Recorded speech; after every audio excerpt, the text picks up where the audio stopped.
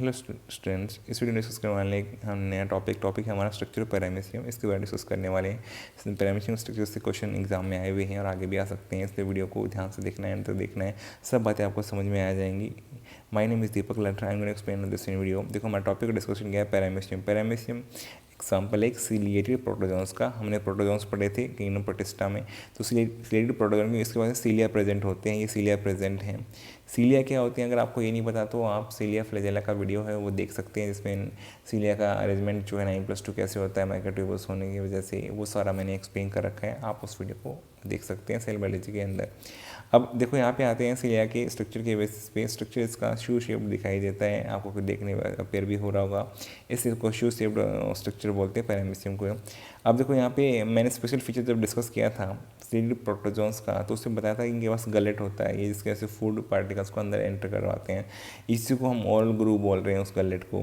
अब यहाँ पे क्या होगा, जब घूमते घूमते पानी जो है इनके आसपास का, क्योंकि सीलिया इनके पास है, सीलिया की वजह से एक सराउंडिंग फ्लूइड का मूवमेंट करवाते हैं और वो फूड पार्टिकल या पानी उसके अंदर जाएगा तो फूड भी चला जाएगा, तो ओरल ग्रू की हेल्प से एंट्री होती है।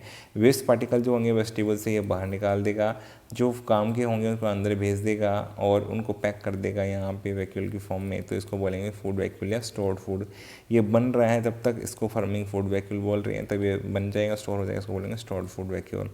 अब इसके पास में इंपॉर्टेंट चीज़ क्या है, एक मैक्रोन्यूक्लियस होता है, एक माइक्रोन्यूक्लियस, दो तरह के न्यूक्लियस होते हैं। क्वेश्चन यहाँ से आता है, बताओ ऐसे ऑर्गेनिज्म का नाम बताओ जिसके पास में दो तरह के न्यूक्लियस है, एक मैक्रो है या माइक्रो है, दो तरह के न्यूक्लियस है। क्वेश्चन ये आता है तो एग्जाम्पल क्या होगा बेटा, पैरामीशियम। या फिर पूछ लेंगे किस ग्रुप से बिलोंग करता है, तो सीलिएटेड प्रोटोजोन, जिसका एग्जाम्पल क्या है, पैरामीशियम। तो ये क्वेश्चन आ चुका है। इसके पास में दो टाइप के न्यूक्लियस अभी भी देखने को मिलते हैं, माइक्रो और मैक्रो न्यूक्लियस पैरामीशियम में देखने को मिलते हैं। देखो अब इसके बाद में ये इसकी पोस्टीरियर साइड है, ये इसकी एंटीरियर साइड है। अब पोस्टीरियर एंटीरियर साइड पे देखो यहाँ पे दो चीज़ें दिखाई दे रही है आपको। एक तो यहाँ पे पोस्टीरियर एंड के पास में क्या कॉन्ट्रैक्टाइल वैक्यूल है ये वाला, और ये क्या है इसकी यहाँ पे फीडर कैनाल, इनको बोलते हैं फीडर कैनाल, ये सारी फीडर कैनाल है, ये वैक्यूल है और ये फीडर कैनाल है।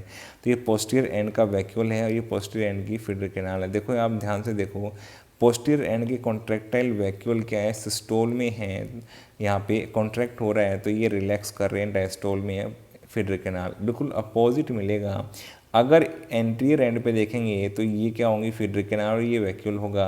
तो एंटीरियर एंड के ऊपर अगर आप ध्यान से देखेंगे तो आपको दिखाई भी देगा कि जो वैक्यूल है एंटीरियर एंड का कॉन्ट्रैक्टाइल वैक्यूल, वो कैसा है, डायस्टोल में है। ये सिस्टोल में था तो ये कैसा हो गया, डायस्टोल में हो गया।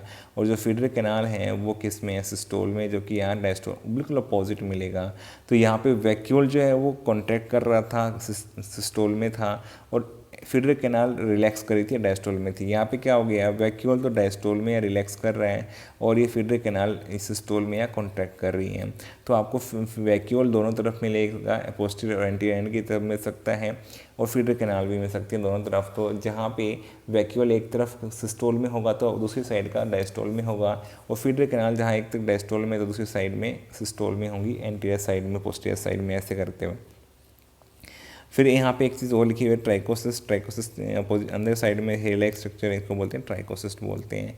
तो यहाँ पे हमने बहुत सिंपली जो स्ट्रक्चर है पैरामीशियम का उसको समझ लिया है, बहुत इजी है इसको समझना, इसमें कोई भी दिक्कत नहीं है। मुझे उम्मीद है सब बातें आपको समझ में आ गई हैं। इसलिए वीडियो आपको अच्छा लगा, वीडियो को लाइक करो, कमेंट करो, चैनल को सब्सक्राइब करो, अपने फ्रेंड के साथ शेयर करो। Thank you for watching the video.